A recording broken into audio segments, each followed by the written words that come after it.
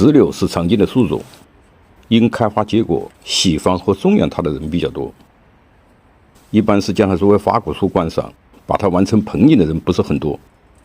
其实石榴是很好的盆景素材，除了光果，可以经常摘掉老叶，新芽出生，红绿相间也是很动人的。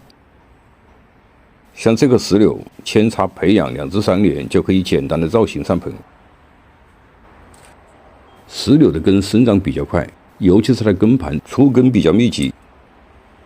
像这一盆剪短这些老根，新根会很快的长出来，反复几次，根的固度就会逐渐形成。根盘好，桩的成型就成功了一半。对石榴干的培育也是靠剪，像这个部分，上端留1到2个分支，过渡基本达到，留完周干的延续，其他的只把它剪掉。剪几刀，这个树桩就基本成型。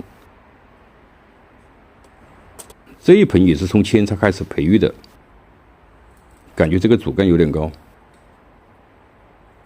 把它剪掉。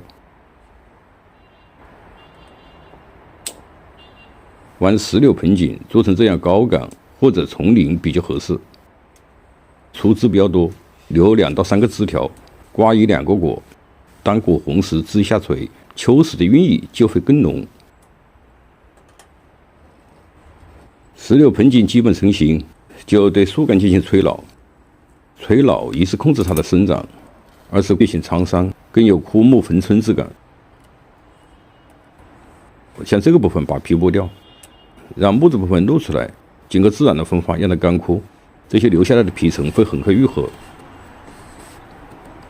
把腐烂的部分清除干净。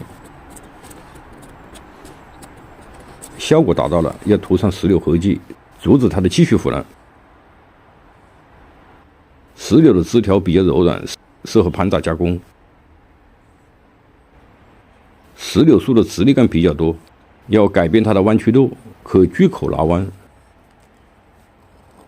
石榴的愈合能力是非常强的，拉弯后将它固定好，对伤口进行包扎，在生长期2到3个月就基本愈合。像这里就基本愈合了，可以把它露在阳光下。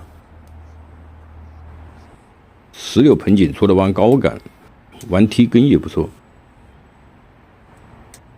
这一盆的根基本定型，上半部分的杆有点粗，要把这个杆直接剪掉一部分，使这个盆景整体保持协调。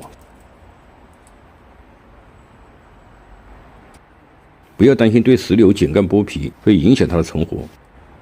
石榴的生命力很顽强，耐寒耐旱，尤其是耐修剪，比较适应各种盆景造型加工。对它进行加工之后，缓冲一段时间，皮层开始愈合，就可以对它进行正常的肥瘦管理。在全日照阳光下，不仅活得健康，也能正常的开花结果。但对石榴盆景的修剪，要选择好时机，在根生长不好或者是气温过高，就不要对它进行大的修剪。修剪的几盆都给它们重新放一个盆。